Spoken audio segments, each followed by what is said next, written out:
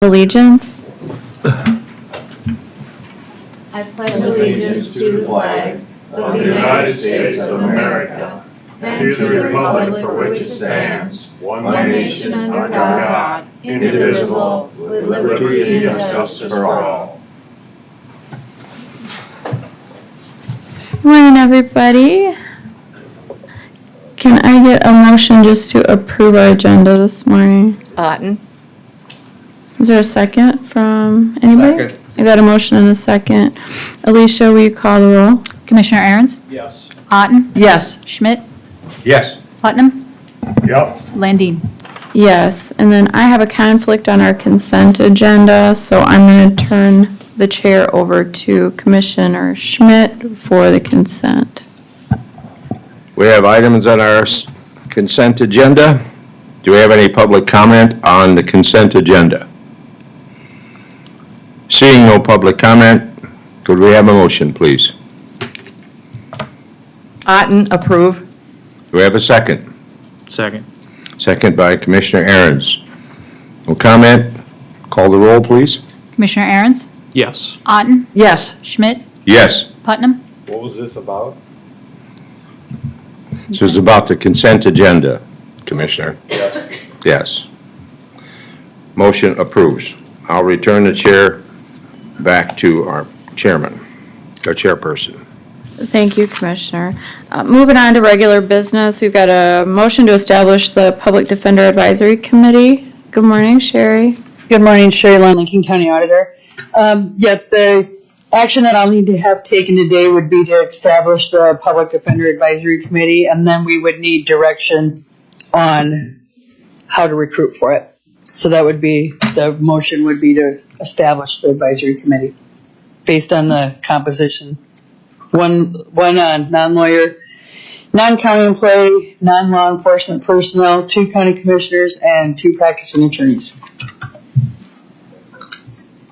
Anybody have any questions for Sherry? All right, any public input? If not, can I get a motion to establish the PD Advisory Committee? Otten. Motion from Otten, is there a second? Second. Got a motion and a second, any discussion? How are we going to recruit for this? Well, that's going to be your decision. We're going to have a discussion about that as soon as you're done with this motion.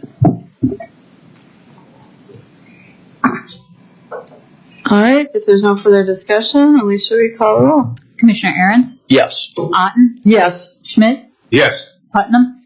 Yes. Landine? Yes, motion carries. Okay, so now how do you want to recruit for it? Does the advisory committee start that process, Drew, or how does it? Okay, We're doing the recruitment for the advisory committee. for the advisory. So do you want committee. it advertised in the newspaper? Do you want it advertised online? Do you want us to send letters to firms? Do you guys have a recommendation for us at all? On I how would you- say advertise it online and send letters to firms.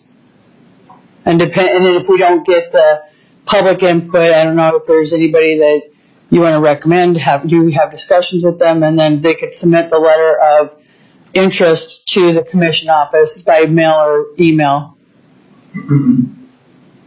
But it would be completely your choice. Yeah, I'm almost thinking putting it online and just having people submit a letter of interest would be sufficient. I don't know, what's everybody's thoughts?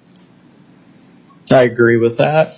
And that's what we've done for other boards as well. Yeah, I mean, if we're gonna send one out to every, and then if we miss somebody, then we're bad. Yeah, and just to prevent to have the expense of advertising in the newspaper, you know, we can get it online. You guys can speak to people that you know. Word of mouth usually goes pretty good. I guess if we don't get a very good response or we don't find Then you can come qualified back. people, maybe we can do something different, but. Yep. So at this point, then we're going to advertise online, send letters to firms. We don't need to send the letters to the firms. Let's advertise it online. They can submit a letter of interest. So you don't want to send anything to any attorneys in Lincoln County. I don't think we need to. So just put it online. That's what I think for now. See what we get. Okay. Yeah, Yeah. let's try it for a couple weeks. If we're not See what you getting get. anything, we can send letters out. Perfect. Right. All right, next item is Helms and Associates is here to give us a presentation this morning. Good morning. Good morning. Thank you for allowing us to come and visit with you today about something that we are passionate about. That's your airport. So, just a quick background for you maybe on Helms and Associates. We've been working with Lincoln County since 2019, and Brooke is going to go through some of the accomplishments as we get into the presentation. But I am Bob Babcock, president of Helms and Associates and SPN, our other office in Mitchell. We've been around in Aberdeen since 1979. I wasn't there then, so, but I have been there for 36 years, and Brooke's been there for 13. So about 55% of our workload is airports. We do 32 airports in the state of South Dakota and 4 in North Dakota. So we are very familiar and very confident in everything that we bring to you with regard to airports. Brooke started out working on a little of everything, but in the last probably 8 years, she's probably been 100% airports. So Brooke is the resident expert on a lot of the issues that you'll have questions on. So with that, she's going to go through and kind of give you some updates. And then as you guys have questions, we're really informal. We just want to answer your questions and appreciate the opportunity to present. Thank you. Thank you. Good morning, Brooke. It's good to Morning. put a face to me. Yes, it's been too long since I've been here, so thank you for having us. Just a little bit on what I plan to talk about. Feel free to expand or ask any other questions, but wanted to talk a little bit about where your capital funding comes from for the airport when we typically do projects. Talk about some of the things that we've accomplished together since you've hired us as your consultant in the last several years, and then talk about what our current project is and what our goal is. Talk about some future funding opportunities and some future potential projects. So if looking at the third slide that I sent in this packet was talking about funding. So the main source of funding that we have is the Airport Improvement Program, AIP. It was established in around 2004, and it gives each airport, general aviation airport across the country, $150,000 of entitlement funds. You're guaranteed $150,000 as long as you meet the minimum criteria to be a public use airport. So $150,000 annually. It's an entitlement, so you don't actually get the funds until you apply for a grant and receive the grant. The great thing about these programs is that the funding is based on bids.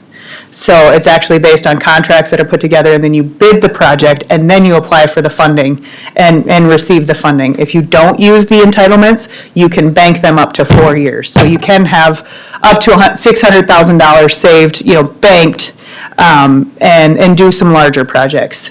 Within that program, there's state apportionment, and the state of South Dakota gets about $3 million annually to help support some of those projects where you don't have quite enough entitlement funding.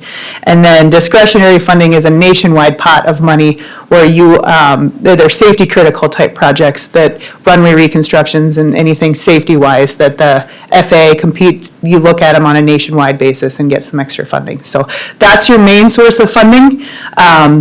In 2021, the president did a bipartisan infrastructure law, the bill. It's been renamed a few different times, Airport Infrastructure Grants, Infrastructure Investment Jobs Act. That runs out in 2026. So for 5 years, there was another separate pot of money, basically the same rules, and they based it on asset categories, on how much money each airport gets. Unfortunately, because your little airport doesn't have a GPS approach yet, I know that's something that you've been working towards, and David Myers has been working towards, and it hasn't happened yet. The airport's considered a basic category, meets the criteria of several of the other asset categories, but just doesn't have any you don't have an approach to be able to use those. So you've got roughly about $110,000 allocated to you each year for 5 years. So this will be the last year of that funding, hoping that maybe we can see additional funding in the future, maybe another bill or the government will increase the AIP program. I mentioned earlier that was around in 2004. Those allocations, entitlements haven't changed since 2004. So you can imagine how much construction costs have gone up, but the allocations haven't changed. The great thing about the airport improvement program is it is all based on aviation fees and related taxes. So when you fly somewhere and all those extra fees and taxes, that goes into the pot of money that makes the AIP program. So 90% of your projects, as long as they're eligible and justified, are typically only covered by aviation-related fees and taxes. The state has an aeronautics trust fund that is contributed, you have to register your vehicle, you have to register your aircraft. So that trust fund is also developed through aviation-related fees and taxes, and they typically cover half. So standard 90% federal, 5% from the state. So then the 5% match that the county has is the local funds. Obviously, if you have, land leases and things like that, but basically 5% or less is city or is county funding, and some of those are aviation-related fees and taxes too. The great thing is for some reason, in 2025 and 2026, FAA is making their grants 95% eligible. So funding for fiscal year 2026 will be a 95% federal grant, 2.5% state, and then just 2.5% local funds. So just a great opportunity for the county to take advantage of some of those things.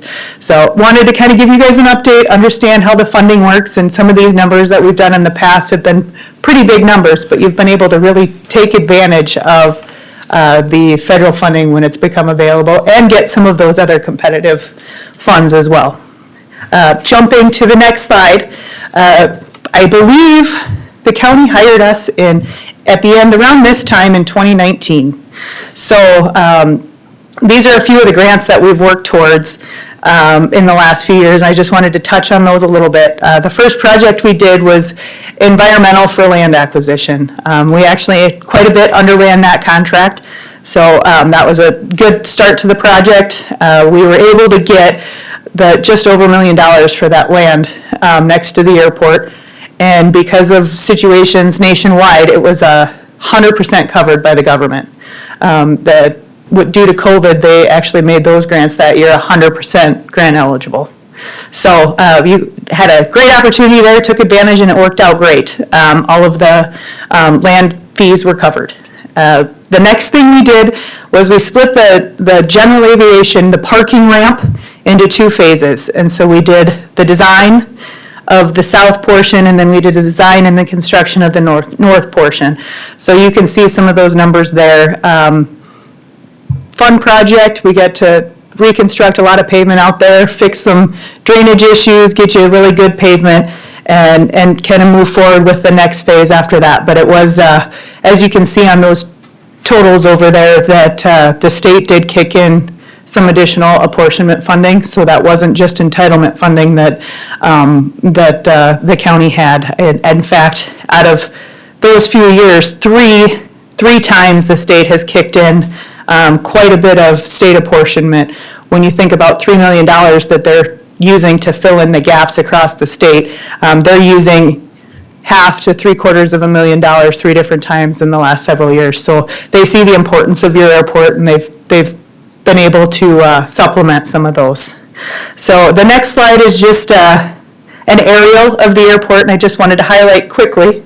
Just one thing I wanted to point out on that previous slide don't check me on these too tight, but I just roughed them up in my head. It looked like you got about $3.3-ish million, and it looked like it cost the county about $105,000 or something to get $3.3 million. And programs like that just are hard to find anymore, so it's been a really good run since we've been here. Yes, yep.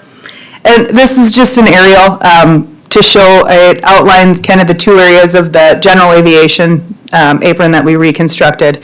And then to the right is where is the land that was purchased. So nothing crazy on this slide, just wanted to kind of have a slide in case we wanted to point things out or talk about it later. So the current project we're working on the next slide is it's the design and the construction of your south hangar area. We developed a plan to start expanding, on that roughly 20 acres that was purchased several years ago. We fixed the worst pavements out on the airfield, so now we're looking to expand a little bit. We are building some hangar taxi lanes out there, updating some fencing, and getting some locations available for expansion of the airfield. Again, as I mentioned, it'll likely be a 95% federal grant, 2.5% state grant, and a 2.5% local match. This does, again, require some state apportionment matching. So we've pre-applied, asking for some funding from the state, and with the hopes of getting quite a good chunk again from them, and hoping that they see the need out at the airport to be able to move forward with this project. The next slide is something that we had put together a few years ago, and it's something that needs to be reevaluated again, but it shows the airfield and just some of the priorities. The first priority, a few years ago was getting the apron built, north and south apron reconstructed. We saved an area for a new terminal building in that reconstruction area. Then the next priority was to get started on the south expansion. And then our thoughts were to come back up to the north and start reconstructing those taxi lanes and those pavements up there. When you do get an approach, there's the front row of the hangars up there were already removed because those front rows of hangars were going to be obstructions. So to get some of that taken care of and rebuild those hangar taxi lanes to meet FAA standards.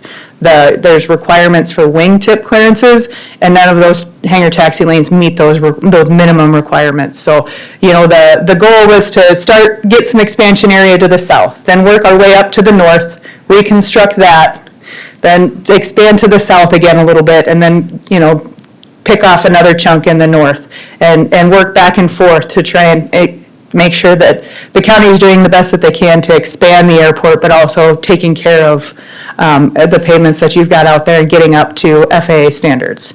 So one of the other priorities in there was the runway lighting. I know David has been constantly updating and replacing lights out on the runway. So your lighting system has definitely reached the end of its useful life. He spends a lot of time on that, replacing bulbs. So when it fits and when it makes sense for the county and your airport, the replacement of the runway lighting system is another priority project there. It's an expense, and it's going to be an inconvenience because we have to close the airport or the runway for probably 3 to 4 weeks.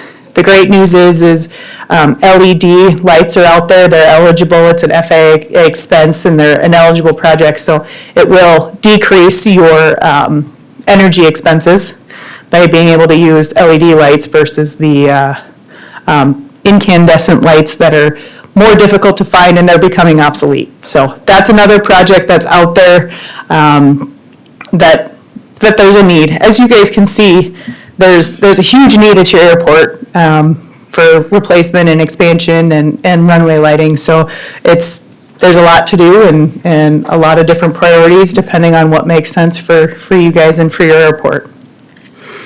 The next slide is just it's called the Pavement Condition Index. I put it sideways, so sorry about the words, but it gives you a visual representation of the condition of your pavements. This was taken at the beginning of 2024. So as you can see, the big green box is the north portion of your general aviation apron. We reconstructed the south portion shortly after this survey was done. The green is good. That means the condition is anywhere from the mid-90s and above, or mid-80s and above. So your runway, your parallel taxiway, they're all in great shape. Your apron's also now in great shape. So it's a matter of starting to work towards getting the rest of those pavements in better shape as we progress through your capital improvement plan. Now, just to touch a little bit on future funding opportunities. I mentioned earlier when I was talking about, you can slide to the next slide for me. The future, we're hoping someday to see a larger bill. It's pretty evident that $150,000 a year just doesn't go very far anymore like it used to. So someday we hope that happens. We hope that bill, AIG, IJA, whatever terminology the FAA is using today for that bill that expires this year, something else comes up to help supplement those. I actually just talked to the regional, she's the airport district office manager. She's in Minneapolis. We have 2 offices that we work for. And there's a competitive terminal grant coming out.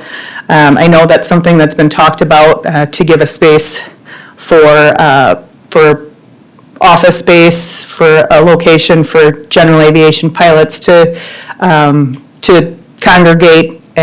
So there is a competitive terminal grant coming out. It'll be a 95% federal grant. Typically, we see the state kicking in 2.5% on those. It's competitive nationwide. We typically see 1 given to the state of South Dakota each year, but it's an opportunity to potentially get a little bit of a terminal project if that's something you guys are interested in. It should be, the federal notice, registered notice should be coming out here in the next, well, she said today, but in the next few days. So we'll have an opportunity to, for you guys to take that into consideration and potentially get a little structure out there for 95%, 97% covered, 2.5. So that is one thing that you have applied for in the past. It's been around for 5 years, this special program for terminals only. And like Brooke said, they've been funding basically 1 in each state, and you didn't get it. A couple of times you did get some state funding that wasn't as good a percentage, that got kind of turned back. Yep. But this would be a much better deal if you land it. A lot of the terminals have been funded that needed to, but this is, as far as we know, this is the last year of it. So to us, it really makes sense to take a run at it. I don't think you'll ever get a better funding package to be able to build a general aviation terminal than this if you were able to. You need to win the opportunity.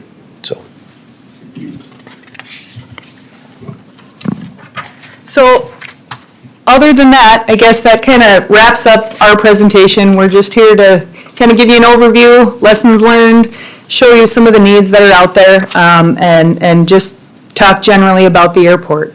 Do you have any questions for us? What's the minimum square footage of the terminal if they were building one? It's up to you, but pretty small. 900 square feet would be about as small as I've seen. So we've got a space saved out there for a little bit bigger than that. If you go 2 stories, which would be great, then things become a little bit more ineligible on the second story unless you put an elevator in, and then that increases costs. So I think I've seen them, 30 by 30? Yeah. Which is pretty small when you put a bathroom and a utility room in there, but Yeah. what size makes best for the county is something that, we could work with you guys on.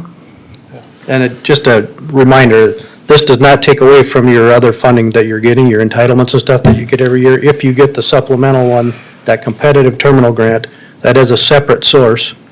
So it wouldn't keep you from still being able to pursue your hangar area expansion if you got it. Brooke or Bob, does a terminal building assist when you're looking to make an instrument approach or you're looking at trying to fundamentally upgrade your airport, does the terminal facility have any positive pluses in it? I mean, do you look better, you look more comprehensive, anything like that? I think as far as getting the GPS approach, I don't know that would necessarily benefit, but having an inviting space for users to come and be able to flight plan and go to the bathroom and, potentially host meetings out there. Couple times a year, FAA tends to make trips around the state. There's really not a great place, other than coming down here to meet with them, to be able to show off your airport and show off the assets that you have. It's more of a service, to make you look good. I would say, Welcoming. a welcoming service. To the county. You as commissioners did invest in the airport a few years ago by hiring a full-time airport manager. In addition to all the infrastructure improvements that you've made. So I would see it more along the lines of an investment into the airport, but not necessarily anything that's gonna win favor in trying to get your approaches or anything like that. And I think that's one of the reasons that we are here kind of talking to you supplemental to that terminal thing is we hate to see it take away. Like you saw, you've got some surfaces that are red that need to be taken care of. Those are probably more important to your pilots than the terminal. What makes you unique compared to most of the other 31 that we do in South Dakota is you are so close to Sioux Falls that you don't have your ambulance flying in typically and to Lincoln County Airport where their pilots need a place to be while they're waiting for ambulance and stuff like that from the hospitals and stuff. So it's probably a little more critical, I guess, in other areas. But here, I think it would be something really welcoming and inviting and one of those things that, hey, this is our airport, welcome to it. We have these services available. But you are unique. Good morning. So you've talked about the GPS approach. And I've heard lots of stories from lots of people on what the timeline is, what the issue is, creating this Class C airspace, and Sioux Falls Tower will become the tower at a certain elevation, whatnot, for our airport. What is the timeline, number one? And number two, what are we waiting on? So, as a little background, the work leading up to getting your GPS approach was actually started before you hired us. The surveys, and I believe you eliminated some obstacles, so that all started even before us. All of the work on the background, you have to complete a survey, submit that information to the FAA. It's our understanding that most of that work has already been done. The legwork is already done. It was most of the way through the process. And then, and I can get you guys the official letter if you want a copy of it, that Sioux Falls Tower had an objection towards the end of the process. And so because there was a strong objection to the approach being developed and published, it has been stopped. I know David and staff behind us have been working diligently to try and get that moving forward again. But we've basically been told, I know Sioux Falls is working on trying to get that Class C airspace. And from the inclinations that we've gotten, it would be positive if they were able to get that classification for the airspace.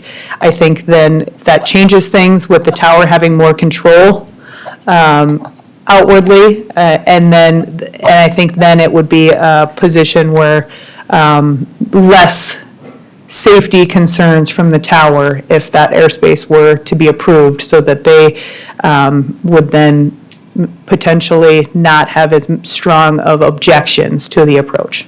Yeah, I think they kind of are, Brooke and I were both in meetings with David and the FAA, and I think they are, Sioux Falls is using this a little bit as leverage to try to get their Class C. But I think if they're able to get it, I think you will see them quickly turn and support as long as you go that route for your approaches. But until then, I mean, to answer time frame, I mean, we'll do everything we can to provide information, but the FAA kind of that line of business in the FAA isn't even our guys in Bismarck necessarily. They kind of march to their own drum, so Okay. it's probably going to hinge more on what happens with Sioux Falls than anything. So the timing of that will dictate, I would guess. No, I appreciate that, thank you, and it's new information to me today, so thank you. Next question I have is, that 20 acres that we have set aside for hangar development. I keep hearing multiple stories from people about whether an airplane hangar is eligible for the 95% cost share or not. County-owned hangar is an eligible expense. It's called a revenue-producing project. The caveats to that is it's not eligible if you have pavements that are not in good condition. You have to take care of your airside needs first, and then FAA will support you in constructing a hangar. So until we get all of the red pavements taken care of on there, the answer from the FAA will likely be no. But if and when we get to that point, then absolutely it is an eligible expense. There are small GA airports across the state that have taken advantage of that opportunity to be able to do that. What is the timeline for those red designated areas to be completed? As soon as possible. As we mentioned, construction is really expensive. So we looked at trying to expand to the south area. Then the next project would be taking a chunk of the north hangar area and trying to reconstruct that. So years, unfortunately, to be able to get the funding that we need to be able to reconstruct those correctly. You know, you're $750,000 to $1 million each project because of the sheer size and magnitude of the pavement that we're looking to try and tackle each time to be efficient with your funds. So unfortunately, likely each time we're going to have our hands out to the state asking for some support for apportionment funding. So far, they've continued to tell the county yes. So they haven't told us no yet, but at some point they're going to say not this year. And so that's going to push things back. We're hoping that doesn't happen anytime soon, but there are 50, 55, 56 general aviation airports in the state, so they can't continually give up to a third of their state apportionment each year to you guys. Can those be handled as one project, the pavement and the hangars? Or they have to be separate, one before the other? Likely, it would make more sense just to keep them separate, just due to sheer cost. Yeah. Okay, thank you. Now, if we wanted to pursue the assistance of using private developers to fund, build, and then sell the hangars to people who want to use them, could we do that? And could we also leverage the 95% grant program through the FAA to do that? I don't think you'd be able to leverage the grant program for that. I mean, it's certainly something we would ask, but it is not normal. I don't think that they would fund that. They would allow you to do it with private developers. Your grant assurances, basically, Brooke, are going to require you to treat everybody the same, so that square foot price for that area, you're going to have to charge just like you do everybody else. I would say that the expectation is if you use the federal funding to build a building, that the county's going to maintain ownership for the life of that building. Okay. So basically, and then obviously that requires the county to front the money too before the grant gets paid off, right? It is a lot of times the design of the project would be fronted, and then we bid the project, and as the bid opening happens, we apply for the grant at that time. A lot of times, typically, we would recommend that you wait to actually move into construction contracts after you've received the grant funding. So then it's a reimbursement. Technically, the county pays the partial construction pay estimates, and then you get reimbursed through the state. It's a Channeling Act state, so the state of South Dakota manages the federal funds that you receive, and it goes through their audits every time you request a payment. Couple other things along those lines, though, too. You mentioned 95%. This year, it would be 95%. But most years, as we are told the plan in the future, it's 90, and the state won't participate their 5% or their half on revenue-producing facilities. So it would be a 90%, not a 95%. I just wanted to make sure everybody understood that. Thank you. And both of these programs, AIP and AIG, are reimbursement programs. So the county does have the option to do a project, and then when the funds become available, reimburse, apply for the funds and reimburse yourself. The hard part is it would take a long time to reimburse yourself $1 million with $150,000 per year. But that is technically, as long as it's an eligible project, you can reimburse yourself with future funds. The state has been, like Brooke said, really good to Lincoln County because of the demand and the activity. So they have been really supportive, as she mentioned, so we continue to ask them to be. But one of the things that Brooke and I have done, we talked to our federal representatives, telling them that, look, you know, the dollars that we started in 2004 aren't cutting it anymore. If it wouldn't have been for the bipartisan infrastructure law, we'd already be in trouble in aviation in South Dakota. So in the last 5 years, we basically got double the amount that we were going to get because of that bipartisan infrastructure law. That goes away after this year, and it won't take long, and we're going to see some real detrimental things if they don't catch up. If we go to them, we try to represent our clients best we can, but to them, we may look like we're just out trying to build our own business. You guys, for your airport, if you have any representatives at the national level that you can talk to, you need to alert them that, you know, we've got a lot of needs. We're having a hard time even, not to mention growth, we're having a hard time keeping up with our surfacing we have. We need to update those dollars that are allocated in the entitlements. So if you have the year, that would be our recommendation. Thank you. Other questions? I have a follow-up on Commissioner Aaron's. So the county has 20 acres sitting there, potential as revenue to meet our expenses. So if we were to go through, Brooke, you mentioned you'd have to do a study first. Have we got the study done, or in applying for the money for us to build? Is there any roadblocks to say the county decided not to do that? The county wanted to fast track this thing and put it open, those 20 acres open for a private builder to come in and just build hangars. Is there a FAA regulation on there? Do they have to be certain size, certain distance, and all that kind of things that we would have to encounter?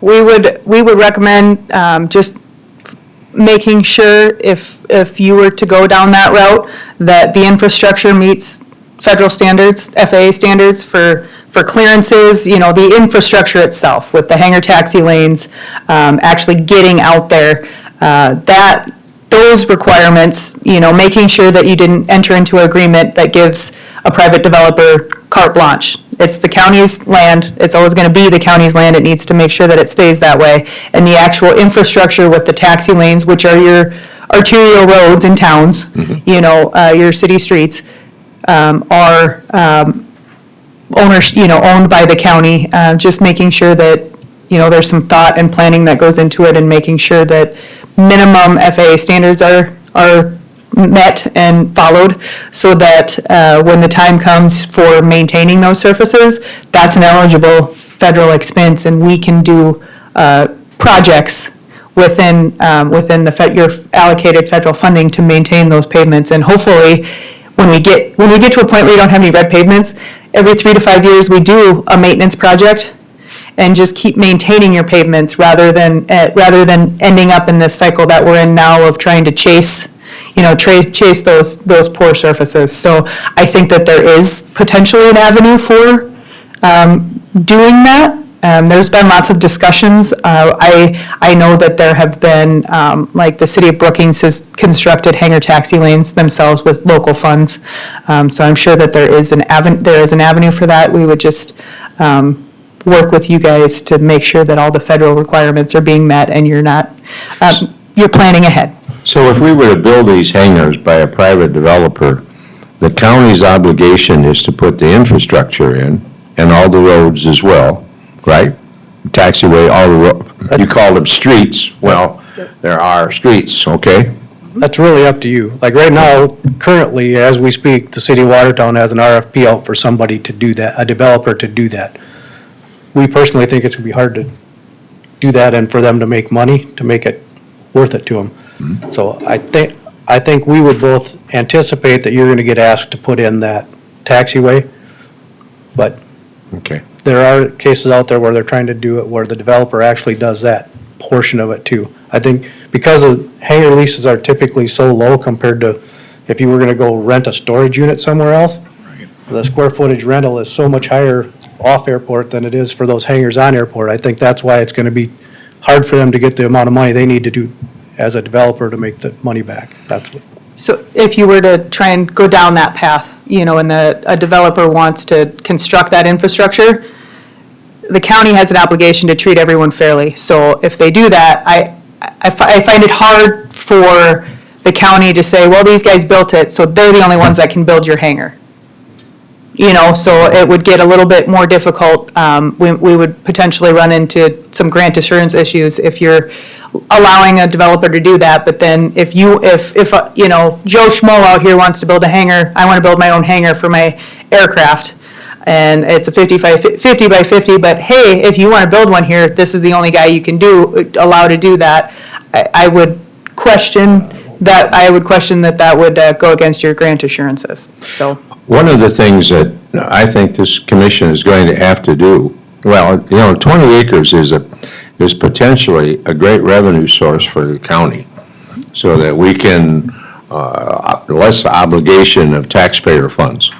So one of the things we have to do is we have to try to figure out what's going to be the best possible way in 10 years that this county will benefit from the development of those 20 acres. So we got a lot of work to do as opposed to doing a process of we owning them or we building them with federal funds or a private developer and all that. We won't plow that field right now, but that's going to be one of the things that I think is looming for us on how potentially will be the best benefit for that airport in the future. Absolutely. You know, land leases, the county owns all the property, so a private person putting up a hangar has a rate that they would have to pay to the county. If the county were to put up the funds and construct the hangars themselves, that rate is obviously different because you own the building. So it's obviously a lot larger, better rate of return at some point for owning the structure and doing individual like T-hangar type projects. So, however, it's having a location to put those and having the funds to be able to do that. So that is probably one of your greatest revenue sources. However, you have to build the infrastructure and build the structure to be able to do some things like that. What is the demand level at our airport or in this area for hangar space? High.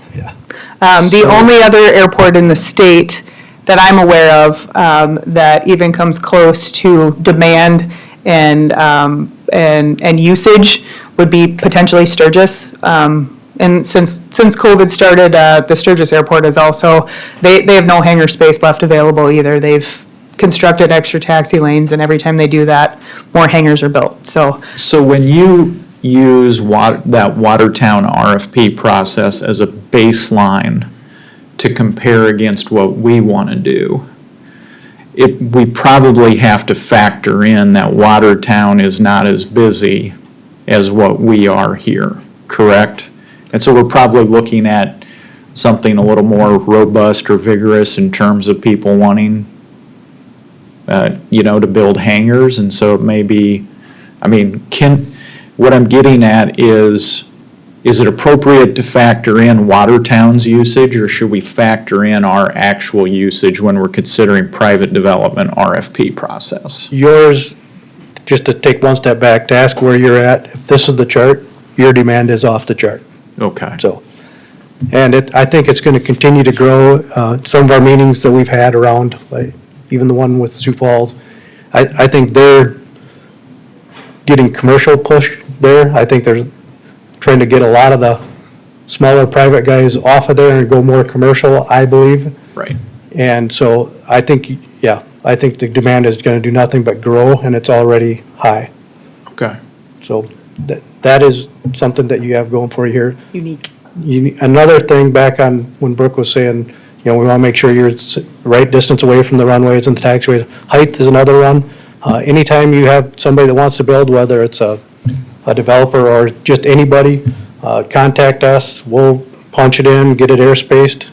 We just do that for our clients. You're not going to see a bill when we do that. So we want to make sure that we keep everybody out of trouble on height and don't limit you guys somehow.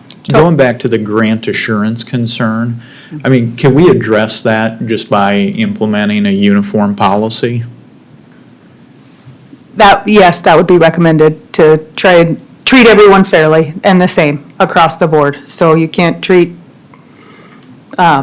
users differently. So, yeah, a uniform policy is exactly what would be recommended. Right, so if we had a uniform policy and then put that out as part of the RFP process, when we evaluate submissions for private builders, that would satisfy those concerns. Probably. Okay. We'd probably, if you get to that point, we would probably want to get with our FAA folks in Bismarck and just have them review it and make Okay. sure that we aren't getting anybody in trouble. I think what I'm getting at here is there is a way to get us where we want to go the proper way, right? In terms of if we wanted to go the private development route. Is that correct?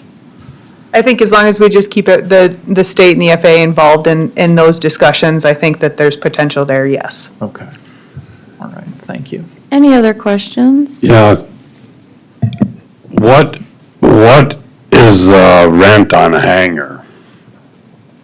Oh, Average rent. that's an in-depth question, and there's a lot of variables that could go Well, I into that. understand that, but you take hangar space per se, There's the average. there's county-owned hangars, and then there would be rent, there's different lease rates potentially for who owns, if the county owns the hangar or not. And there's a different discussion that you would have for ground lease rates, general aviation versus commercial. And that's not something that we dive into with the airports that we work at. I know it's been a hot topic for the county, but it's not something that we've really ever dove into with any of the airports that we work at. If you talk to the local FAA folks, it's a per airport discussion. Each airport has different demands and different requirements, and I think the local FAA folks in the state that we work with, they would say that the county needs to do with the county. It's your airport, and as long as you're treating everybody equally and fairly and the same across the board, it's hard for me to say, well, such and such airport, Flandreau Municipal's close, their rates are this, and, that's what Lincoln County should be, because you can't compare those. There's not an apples to apples Well, I comparison in the understand state. that, but I guess right now, in order to look at trying to maybe build up hangars, I guess I'm clueless on even what they would get, so it doesn't make much sense. Standard across the state would be a per year, a certain cents per square foot per year is the standard that most general aviation and commercial airports across the state of South Dakota use. And it's the county, the sponsor owns the airport, or owns the ground that it's on, and that would be for someone owning the structure on above the ground. So that's what the standard is. They vary across the state depending on demand and availability and all those kinds of things. All right, thank you. Is there any public input on the presentation today? Yeah, I'd like to speak if I can. You can certainly come up to the mic, state your name and where you live, and go ahead. Yep, my name is Dale Knuth. I live in Hartford. I own a hangar. I'm on your airport board, and I'm also the president of the South Dakota Pilots Association. So I've done a lot of analysis on building hangars, owning hangars, whether the county should own it or not. Excuse me, my voice is going. and how the FAA participates. I just talked to the South Dakota Aeronautics Commission yesterday, and they will not support any revenue producing requests. They haven't, that's a policy that they have. So if you want to build a hangar, which is about $95 a square foot on the low side, the FAA would give you, potentially give you 90% of that. You would be on the hook for 10%. If you did the south 20 acres, which is about 220,000 square feet based on hangar space, based on previous numbers, that could be slightly different. That's about $2.1 million to you, the county, if you're gonna build hangars, right? The amount of money that you're gonna get back would take you asked what the general rent is. It's anywhere from $125 for a hangar space to $250, depending on whether it's heated or not heated, whether you have access to water or not.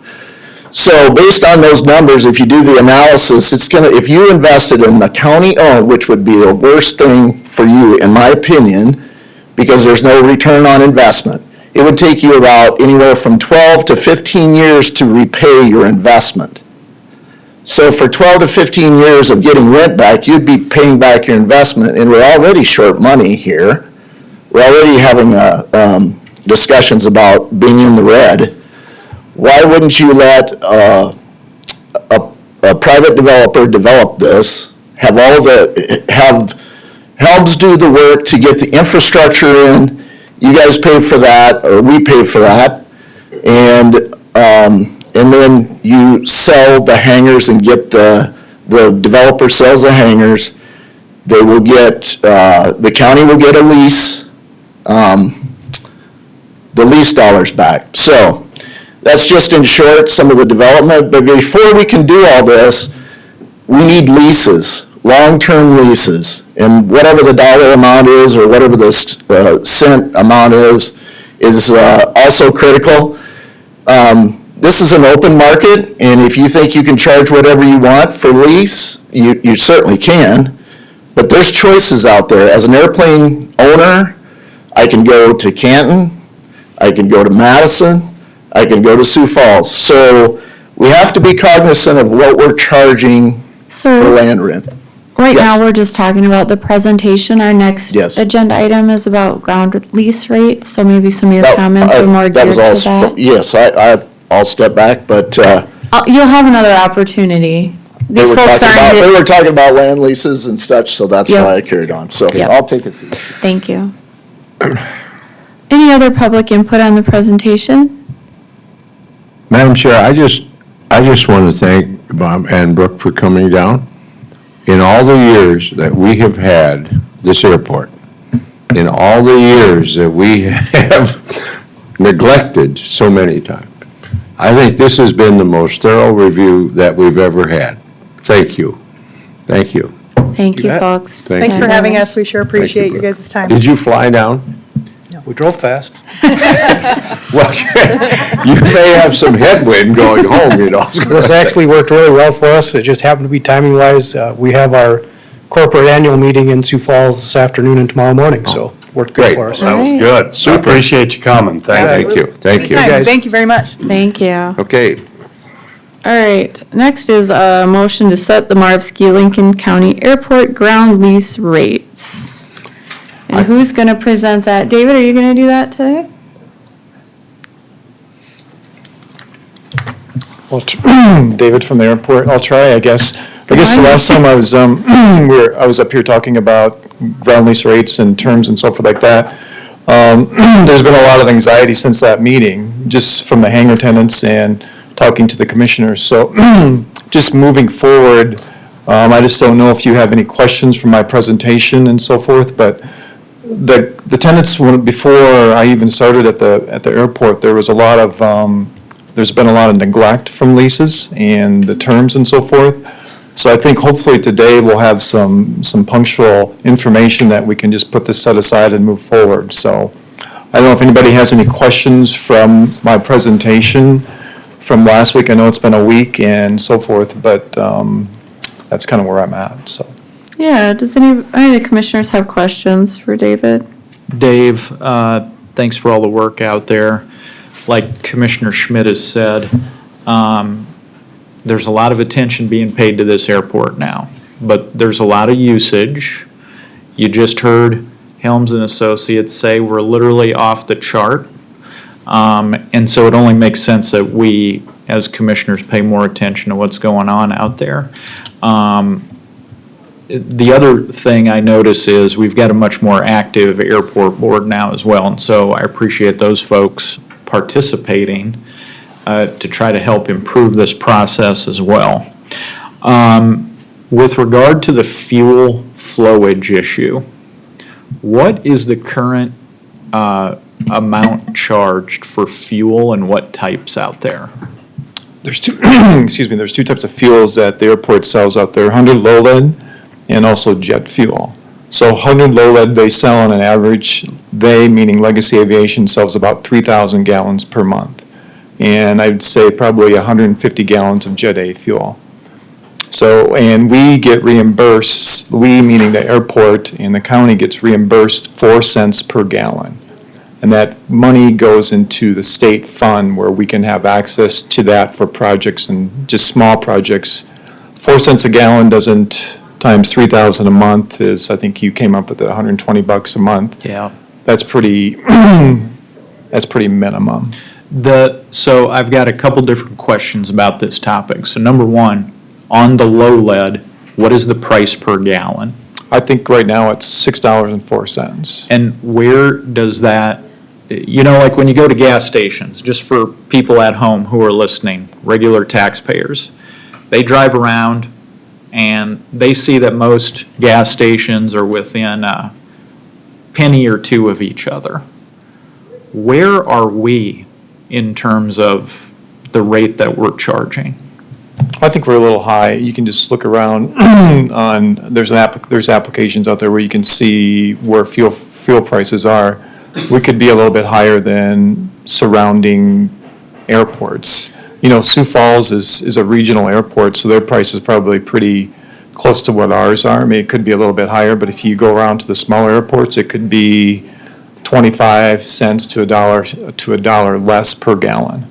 I've just heard anecdotally from people, pilots, tell me that they think the rate is high and they tend to stop at other airports before coming back home to fill up.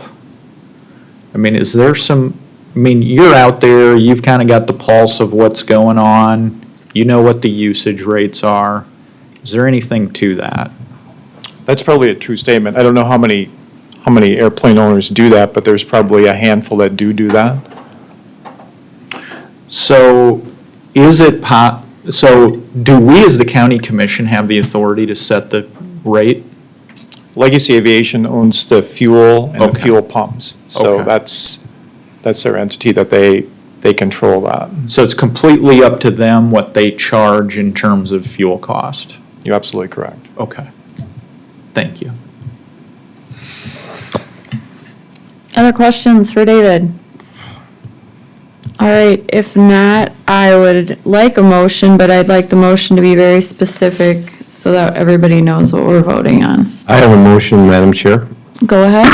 I have a motion that we establish the hangar rent at 40 cents a square foot with the caveat that each year of a contract that they have, there is an additional half penny that is included. And after 5 years of a contract, that is reevaluated. So that deals with the rent and the escalator clause. And the other portion of my motion is to establish a 25-year lease minimum for airport development or hangar owners. Second that for discussion. All right, I've got a motion and a second. Before we vote on that, though, I need to ask for public input because I forgot to do that. Is there public input on the agenda item? And everybody we're gonna put some time limits on this, but go ahead. Hi, Sherry McKinney. I'm just reading a note I got from my son, who is in another meeting right now. He's Ryan McKinney from Canton, South Dakota.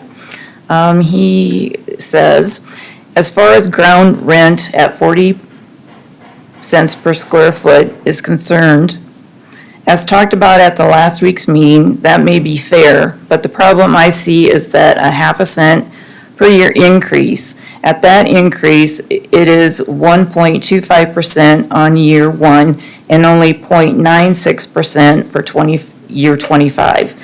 That's not even a 1% or a 31% cumulative for 25 years. Now, the last 25 years of inflation from 2000 to 2024 averaged at 2.14% per year, or 88.6% cumulative. So to put it simply, $1 in 2000 has the same power as $1.89 today, where $1 in rent today would only be $1.31 in 25 years. I find this rather interesting, as last week it was voted to reduce the county's employees' cost of living increase from 2.8% to 2.5% to be fiscally responsible. But yet for people that can afford a hobby like having a plane, it's talked that they'll have rent increase barely over a third the rate of inflation. It seems the citizens of this county are still subsidizing the hangars. I'm coming as a person neither for nor against the airport, but as a person that sees if you are only looking at breaking even, you are only looking to be a net loss in the future. Ask any business owner if their goal is to break even or to make money. Thank you. Thank you. Thank you. Other public input on this agenda item?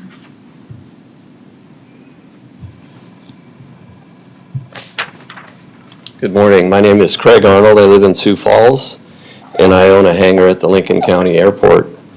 A couple of comments. As far as getting $3.3 million against your $150,000 investment, clearly the state values this airport. The Lincoln County Airport is a large general aviation airport. The issue with Lincoln County is it's a bit landlocked, and we only have one runway compared to, let's say, Brookings. The real challenge with Lincoln County is bringing business aviation to the airport. Those are the folks that spend gas money. If you're looking for fuel flowage, you need to bring business aviation. And that leads to the discussion about the approach. The instrument approach should be a real focus for this committee. We do need to get that in because then you can bring in business aviation. Additionally, I've spoken with pilots that fly people in on air ambulance, and they don't use the Lincoln County Airport, although they would like to. If they bring them in on an aircraft, they have to put them, they fly into Sioux Falls, and it's a 15-minute ride over to the Heart Hospital with a critically ill patient. If we had an instrument approach at Lincoln County, they would start using Lincoln County Airport, and then it's 7 minutes to the hospital. So they definitely want to do that. As far as other large GA airports like Brookings and Mitchell, multiple runways, instrument approaches, we have neither, but we are going to have the highest lease rates in the state, clearly, for a large GA airport other than Sioux Falls. So for a benchmark, 40 cents is the highest rate in the state. Secondarily, we know that the county has been in my hangar to do a property tax assessment, and we presume that that's going to also increase expenses as well. As far as fuel flowage, I typically stop at Canton and buy my gas before I get home because it is much cheaper, and I don't think that the county has any influence over gas prices, but that is a fact, and there's a number of us pilots that do. Some of us are going to see a 300% increase in our rents for our hangars, so that is significant. Maybe we're playing some catch-up, but we do believe that 40 cents is reasonable. And lastly, what we want to do is, this has been a very, very contentious issue. It's put everybody on edge. It's been unpleasant. And so we really would like to put this to bed today and just move on in a very productive way. Thank you. Thank you, sir. Okay, can I speak? This is To him? time for public comment. Okay. Is there additional public comment? Hi, Sherry, Lincoln County Auditor. I would ask that you don't do a half-cent increase because of calculation. How do I calculate and bill out a half a cent? I would either do it as a percentage, 0.5%, but not a half cent. That doesn't math. That's Thank what you. I kind of thought too. Okay, other public input.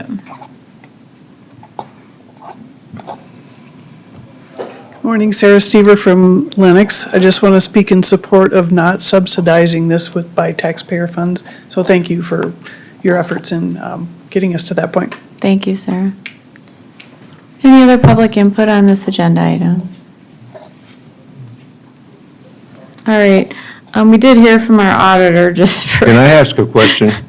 Who do you want to Madam ask the question? Auditor, explain to me, okay, and just leave all your comments aside. Feel free to Then tell you him. might not So- want to ask me a question. Feel free to tell him. So what he if we were to say, we don't do a half cent, because that was one of the top things we talked about to try to maintain, every year so we don't fall behind on charging escalator for rent.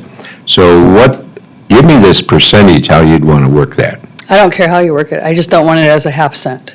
You can do a 1%, you can do a 0.5%, because then I can multiply it times 0.5%, but I can't multiply it times a half a penny. Okay. So Sherry, what does a half penny equate to in a percentage?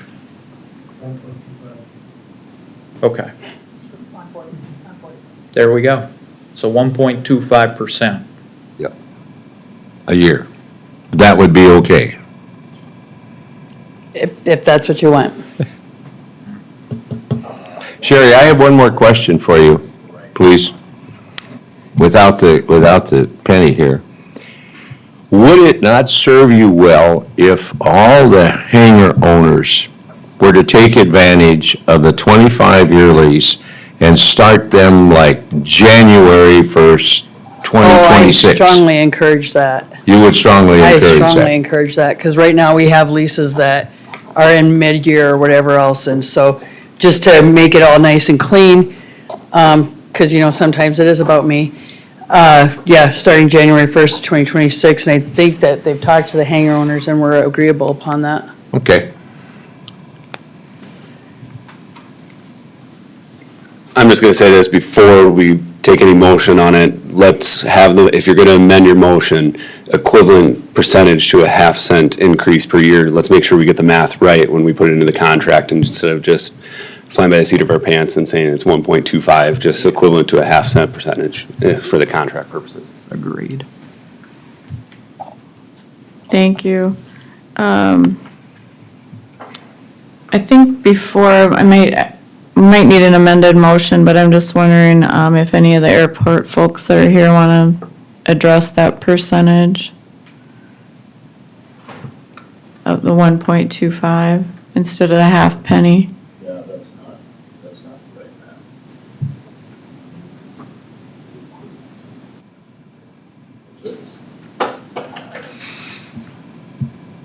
I'm a lawyer because I hate math, so.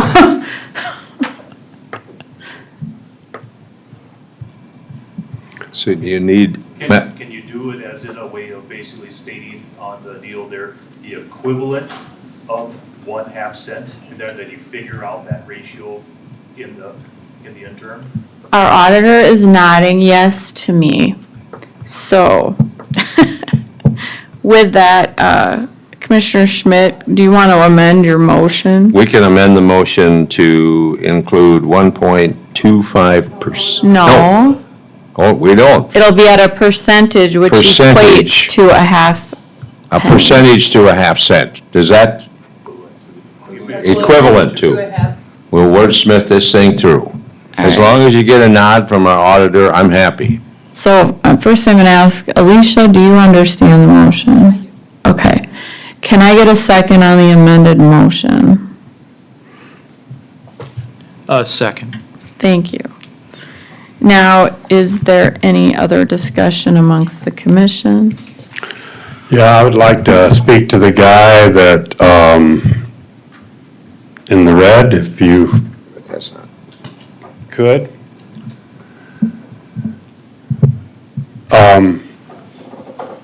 I just found out today that we have the most prolific airport in the world, but we can't charge for it.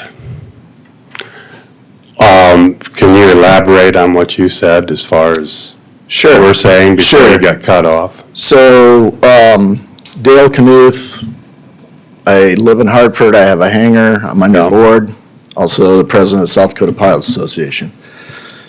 So, it's an open market, right? So, the 40 cents is going to be the highest in the state. Airport owners, hangar owners, can move on. They can go other places where it's less expensive. When we talk about, also wanted to talk about, we own the building that we're on. We're renting, it's ground lease that we're talking about. So when you build, or you, if you want to talk about building on the South 20, is that what we want to talk about Well, specifically? you'd brought that up and a few other things, so I'd like you to elaborate on it. Okay. Well, if you do a private, if you do it publicly, the amount of grant money that you'll get is, you're going to be paying 10% of it because the state's not going to pay the 5%. They don't grant money to any revenue-producing projects, which is what was stated by Helms. Yeah. So you're going to be on the hook for 10% if you own it. So in order to make back that money that you're investing in that, why wouldn't you do that privately? There's other funding mechanisms that you can do when you set this up for private. I agree with them about building the infrastructure. We need to have the agreements, or we need to have the FAA oversight as to what the infrastructure should look like. But beyond that, any private person should be able to build out there, as long as you're willing to give them ground lease. And without ground lease, the airport is dead. So, I guess I don't know exactly what more you want. Well, I was just trying to figure out, the airport's bleeding, and all I wanted to do is get into the black. Sure. And that was my contention. The only problem we have today is, amongst the commissioners, is how much it's bleeding. Right. And that's something that I'd like to sit down and figure out. So And you as have far a- as fuel goes, if they could talk the company that's taking care of the fuel down to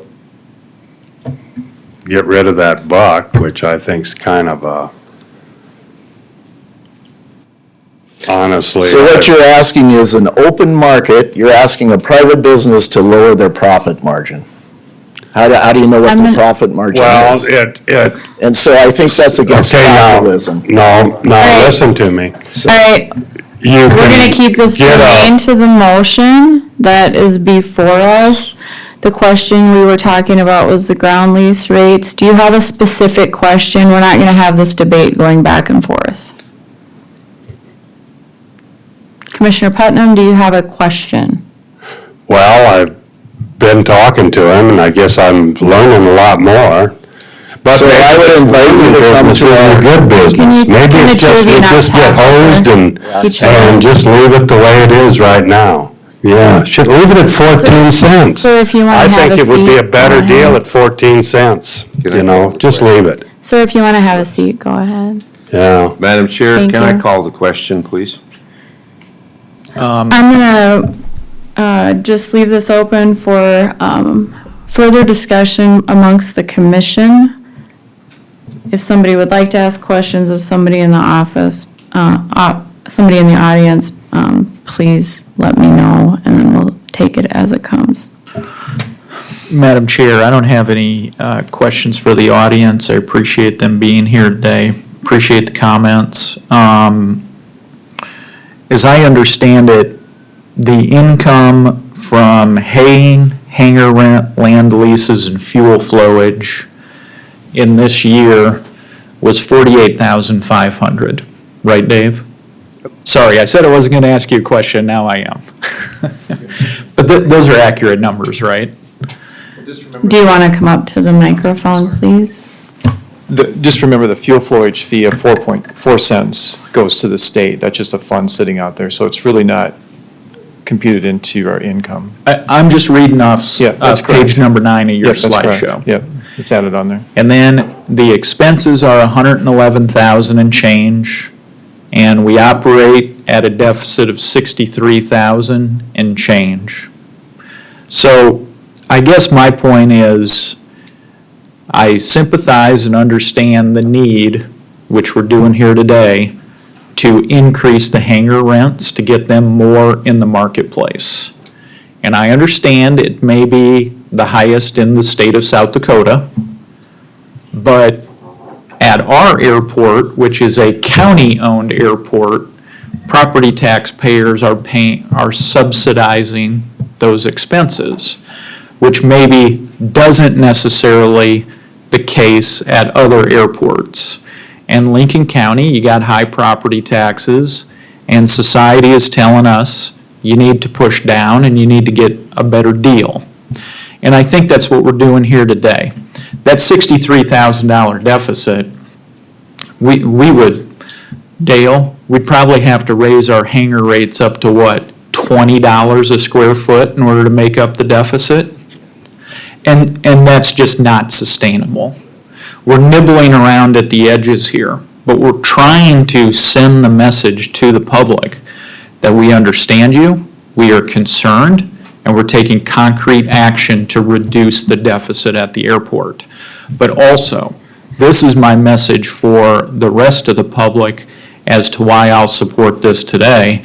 It's because it is my hope here that in the very near future, that we will pursue a private development path with these hangars. We will do an RFP. It will be fully transparent. Anybody who wants to will be able to participate and bid. And then we will, a private builder will build them, we will sell them, and the county will take a percentage of that and use that in order to erase the rest of that $63,000 deficit. That is my hope, and I want the tax-paying public to know that this is a part of it. But what we're hearing from the plane owners or the hangar renters out there is that they need a long-term lease rate in order to be able to go to their bank or a lender or any kind of finance entity and have a shot of being able to participate in those. So we're creating stability and consistency with this out there. This is not a silver bullet. There are no silver bullets in government. There's lots of nickels and dimes. And that's how we're going to do this, is by attacking this on multiple fronts. This is just the first front. This is not the silver bullet that we achieve revenue neutrality. But we do need to erase the deficit out there. This is step number 1. That's why I'm supporting it today. Do I wish it was a little higher? Yes, I do. But the gain on that is, we're at the point of, what is it called? I'm forgetting the term right now, but really the gains become so immaterial at some point in time. For example, if we increase this another 10 cents today, we gain what? Another $5,000 maybe? And that's good. I'm not poo-pooing that, because that'd be about 9% of the deficit. But at the same time, you have some of these people out here saying, well, I'm going to go somewhere else. Well, there's a huge long list of people who want to come to our airports. I don't necessarily think that is the most viable strategy for hangar renters, because they would have to leave and go somewhere else. What I really think is it's just a negotiating strategy between the county and the hangar renters, where they're all kind of saying, well, you know, it's the highest, but we'll do it, it's okay. Can you wrap up, Commissioner Aaron's? Where I'm going with this is better for taxpayers than what it was yesterday. And number two, the gains that we have to see for taxpayers will still be realized in phase two, which is the development of the hangars out there, which will erase the deficit. So that's why I'm voting for this today. Thank you. Are there any other commissioners who would like to have discussion or make any comments before I call the vote? The 10 cents is 15,000, not 700, or 7,000. Any other discussion? If not, Alicia, will you call the roll, please? If I may interrupt, can we have Alicia read off what the motion is? It's been some time since it was made. Yeah. So everybody understands We what's sure being can. voted on. Thank you. The motion that's being voted on is to amend the previous motion. Instead of a half a penny, it's the percentage that equates to the half penny. And it is setting the hangar rent at 40 cents a square foot. And to have a lease of 25 years, And then it'll be reevaluated in year after 5 5 years. Every 5 years? Yes. for the escalator, right? But this is just the motion to amend. Correct. Motion to amend. But does this also include starting January 1st? For everybody going January 1st? No, I thought we're just going to vote on the amended That was not motion. part of And it. then talk about it? So on the motion to amend, Alicia, will you call the roll? Commissioner Aaron's, Yes. Otten, Yes. Schmidt, Yes. Putnam, Yes. Landine. Yes. All right. Now the full motion. Now I would, we can vote on the motion. So, Could you, I sense some concern about what the motion was. Could we have that motion read to us? the motion as I have it, and correct me if I'm wrong, because I think you're seconding it, Commissioner Aaron's, was to set the hangar rent at 40 cents a square foot, that every year there's an escalator amounting to, which will be a percentage, which equates to a half a penny. That'll be for the first 5 years, then it will be reevaluated. The escalator will be reevaluated, and these lease terms are going to be 25-year lease terms. Correct.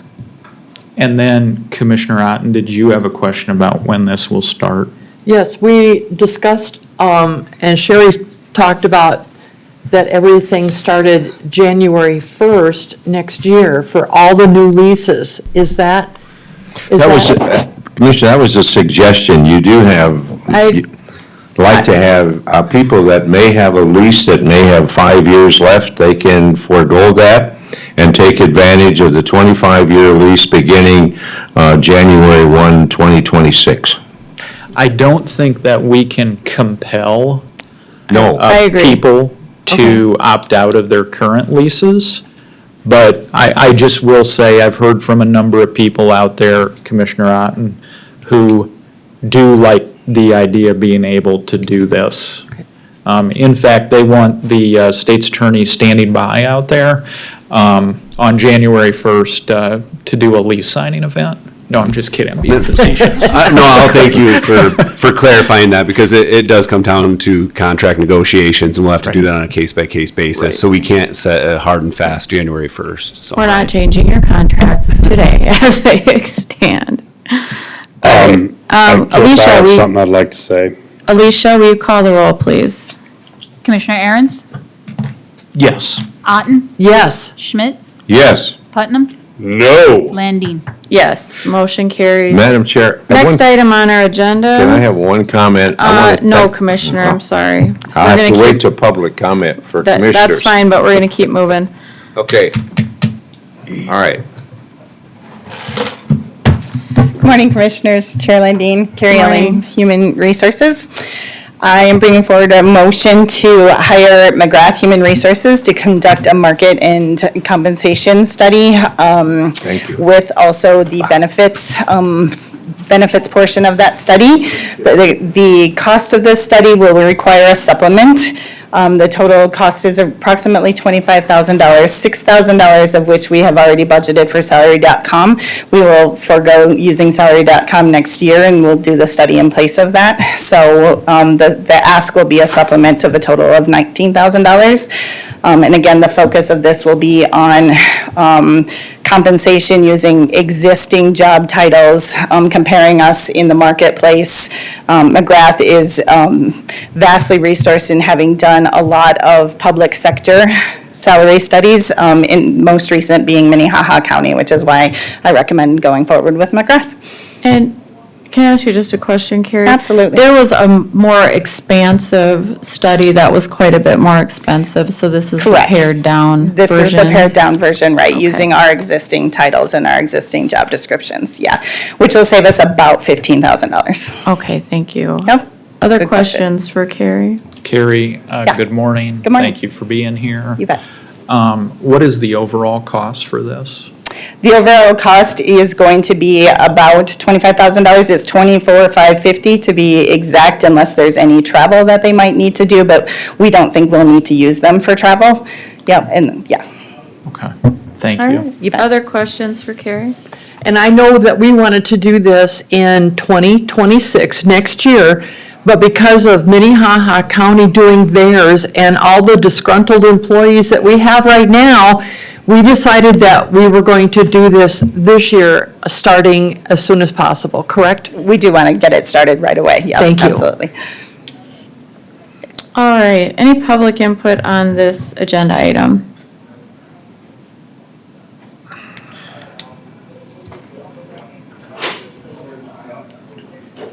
Hi, Sarah Stever from Lennox. So I'm a retired business owner and often wrestled with whether or not to give any sort of an increase to our staff based on how things were going within the business. Pretty normal in the private sector.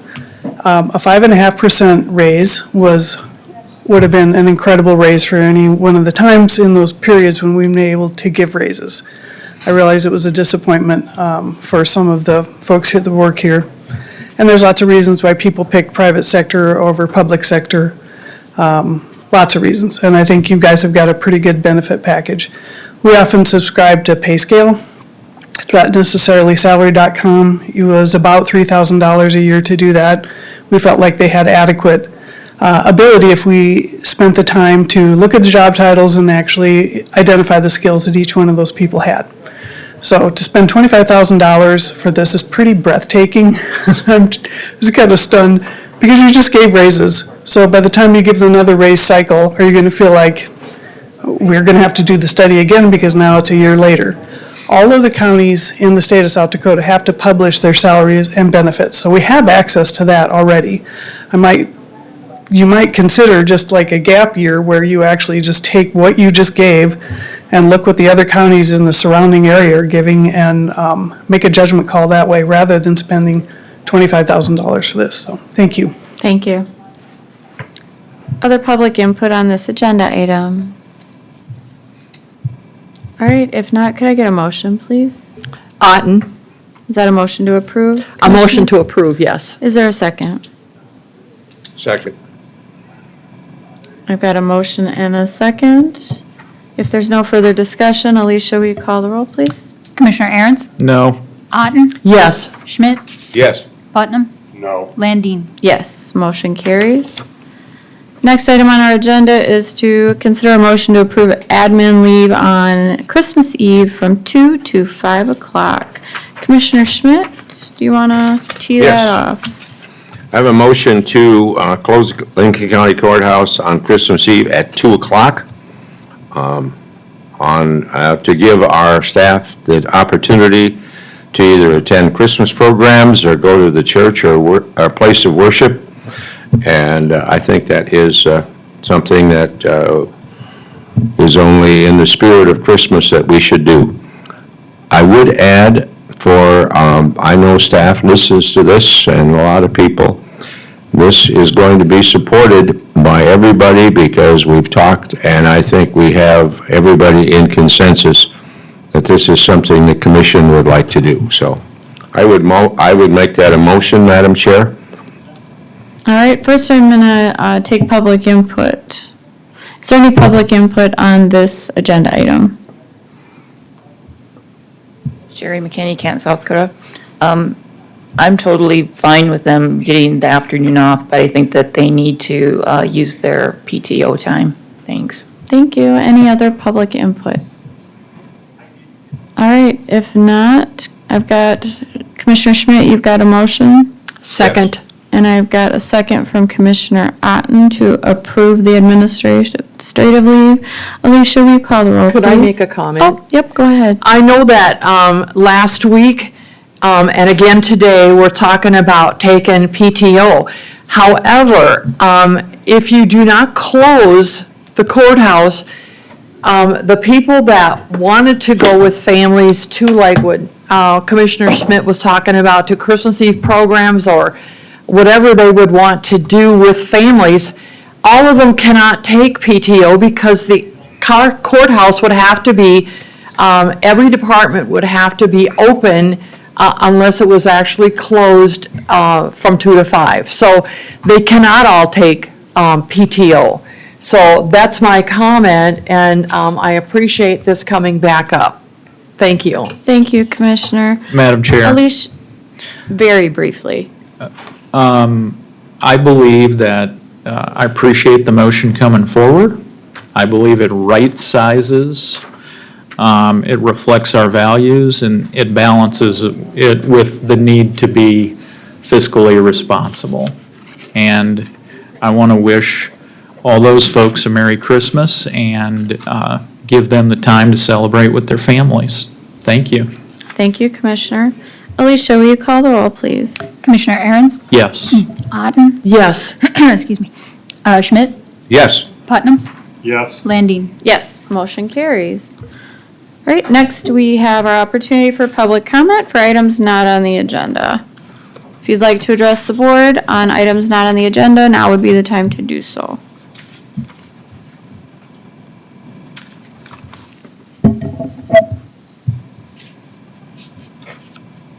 All right, if there are none, is there a commission office report?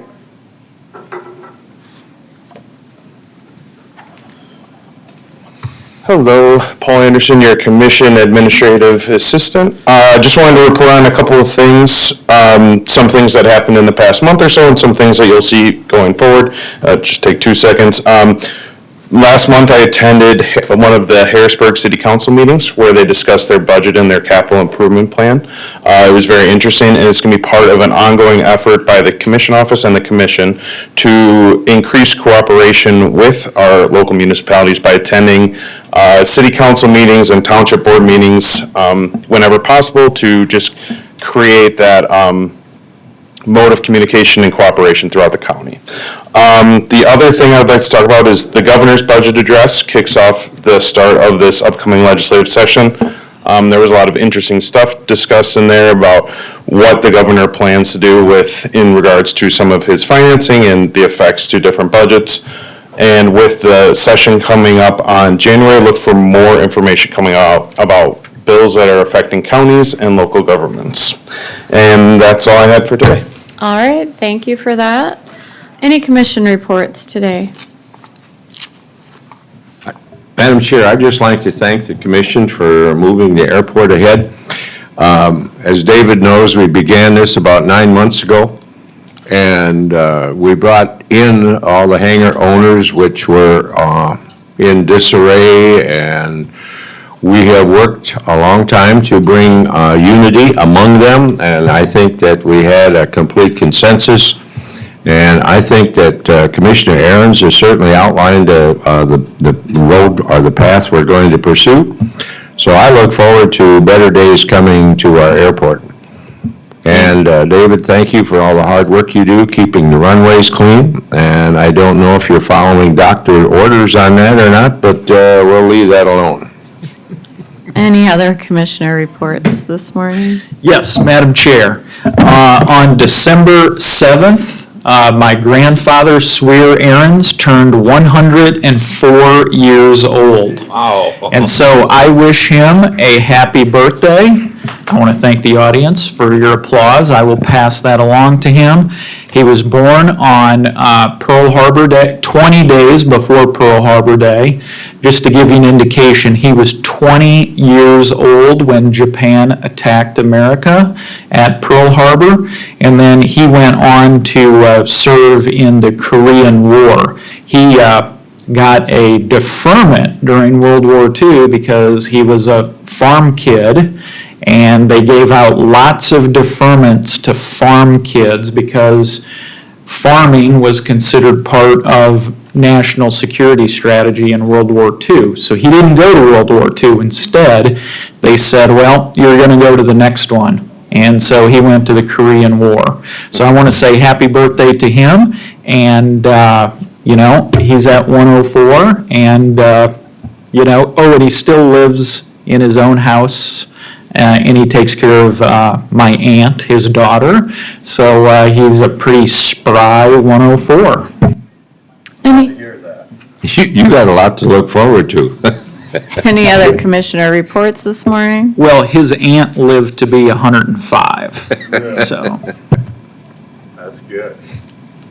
Last call for commissioner reports. I do have one. I just want to lift up David Bronco in Minnehaha County. He is a council member, but he had an emergency abdominal surgery last week, and they didn't think he was going to survive. So he's still in the hospital, so I just ask for prayers for him and his family. Thank you, Commissioner. Any other reports? All right, if not, did we need an executive session? No executive session. Can I get a motion to adjourn? Move to adjourn. Is there a second? Second. All in favor signify by saying aye. Aye. Any opposed, same sign. All right, we're adjourned.